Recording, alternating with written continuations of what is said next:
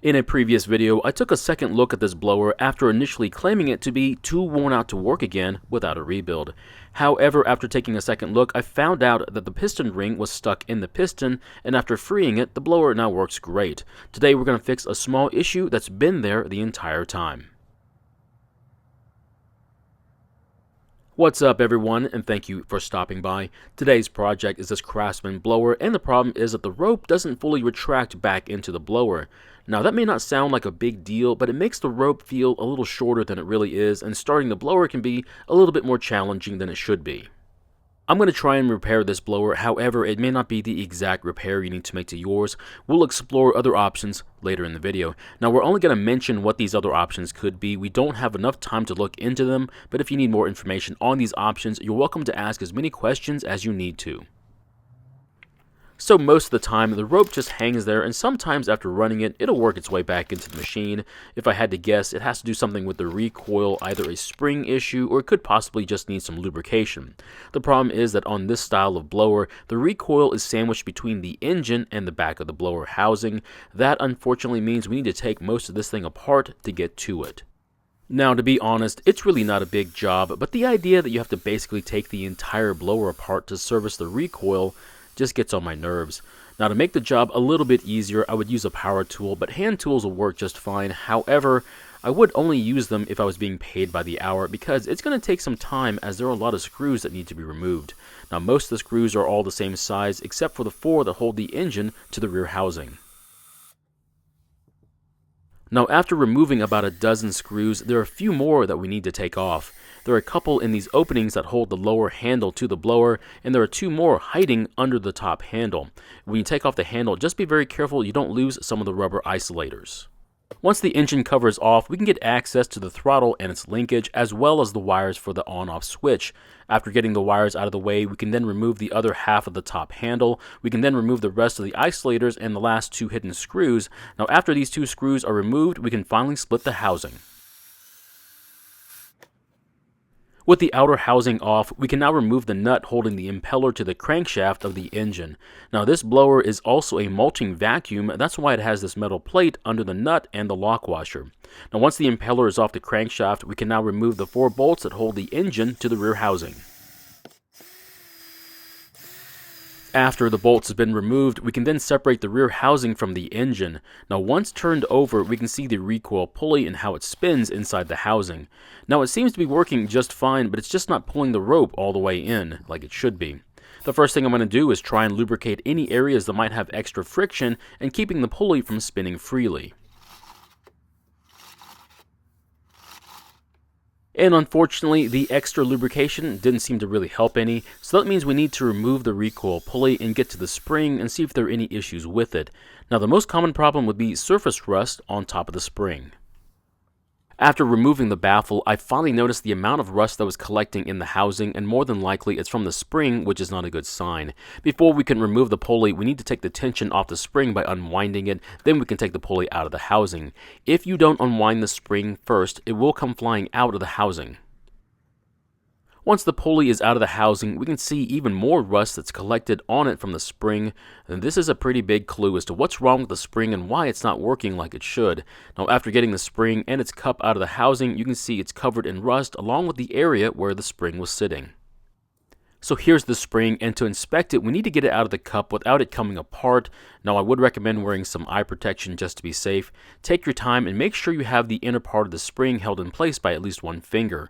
Now, once out of the cup, you can see there's a fair amount of surface rust on it. That's the reason why the spring isn't unwinding like it should. Now, we could spray some lubricant on the spring, but the effect wouldn't last very long without first removing the rust, so it's best if we try and clean it off, then we can lubricate it. So how long will this method last? Well, it's not a cure-all, but it's very effective depending upon how much rust we're having to deal with. If the rust was any worse, I'd probably suggest replacing the spring, but this method should work for quite a long time. Now, if you have some fine sandpaper or some steel wool, that would be a good way to remove the remaining rust spots on the spring. Now, even though there are a few rough spots, I think the lube should be able to overcome them. The next thing we need to do is remove all the rust that's collected in the cup and the housing before we put the spring back for a test run. I'm just using brake cleaner, but most anything will work. If you use compressed air, just make sure you don't breathe in the rust once it gets into the air. We're finally ready to wind the spring back up, and the first time I ever did this, I almost gave up because it was hurting my hands, but over time I figured out that it's not a strength issue, but more technique. Now once you figure out a good way of doing this, it's really not as tough as it seems. The only thing that's difficult is when you try to put the spring back in the cup and it's not small enough, then you have to try and wind it up some more, and that's when you might start feeling some discomfort. Now there are some kits you can buy online that will help you wind the spring back up, but even with as many times as I do this type of repair, I haven't felt like it was needed. Now if you feel as though you might want to try one out, just look up coil spring winding tool and you should find a few. Once the spring is back in the cup, you can then spray it with some lube. I'm going to use silicone, but you can use whatever thin lubricant you have around. Something like WD-40 or even Marvel Mystery Oil will do. I'll then put some lube in the housing as well, but for this one, I'm going to use lithium instead. I wouldn't use heavy oil like motor oil as it may not work well once the weather gets colder. Once there's plenty of lube on the spring, I'm going to reinstall it back in the housing along with the pulley so we can test to see if it's going to work. After that, we just need to wind the spring a few times. Now, I don't know how many times I need to wind it, but I'm going to put several turns on it and then test to see if that's enough to pull all the rope back onto the pulley.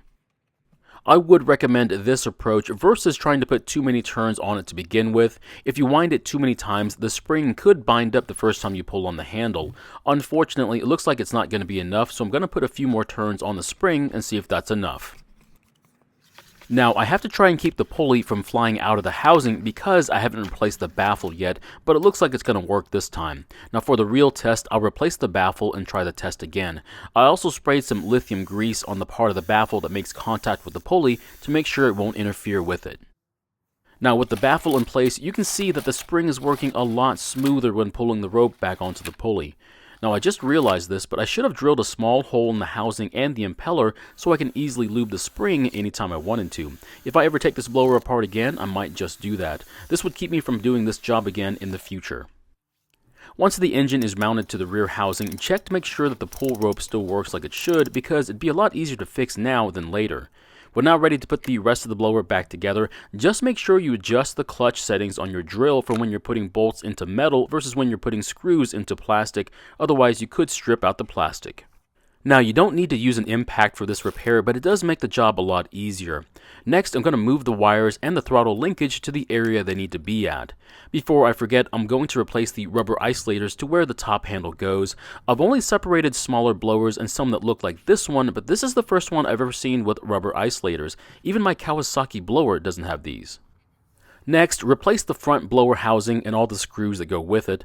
I think I made a video a couple of years ago where I didn't use the power tool and it wasn't a pleasant experience at all, but if you're the fitness type, this would be a great forearm workout. As for me, I'll stick with my power tools. Before we can replace the rear engine cover, we need to reconnect the throttle lever to its linkage. Now, you don't need this cover, but I don't think it'd be a good idea to run the blower without it. The biggest reason is that you could burn yourself on top of the engine, and the other could be engine cooling. Now, I haven't done any testing to see if the engine would get any cooler without the rear cover, but since it came from the factory with it, I'm going to keep it there until I get some data that it's actually hurting the engine. Once the rear part of the handle is on, we can now reinstall the throttle lever and the on-off switch. Now, when installing the switch, it doesn't matter which wire goes to which terminal on it. Once these are installed, check and make sure that the lever does not interfere with the wires and then reinstall the front part of the handle. Once everything works like it should, we can now replace the screws in the handle. The last things we need to install on this blower is the lower handle and the blower tube. Then we're finally ready to give it a test start, and hopefully it still runs like it should because I haven't used this blower in several months. I also only have the one blower tube for it, and I have been considering buying the other tube, but I'm not sure if it's worth the price. So it's finally back together, and all we need is to put some fresh fuel into the tank, prime the fuel system, and try starting it. Now, if for some reason we have a problem starting it, we might need to adjust the carb, but hopefully that isn't the case. The first good sign that we'll get is if the purge bulb fills up with fuel, and if that doesn't happen, then we probably have a carb problem. Fortunately for us, it's filling like it's supposed to.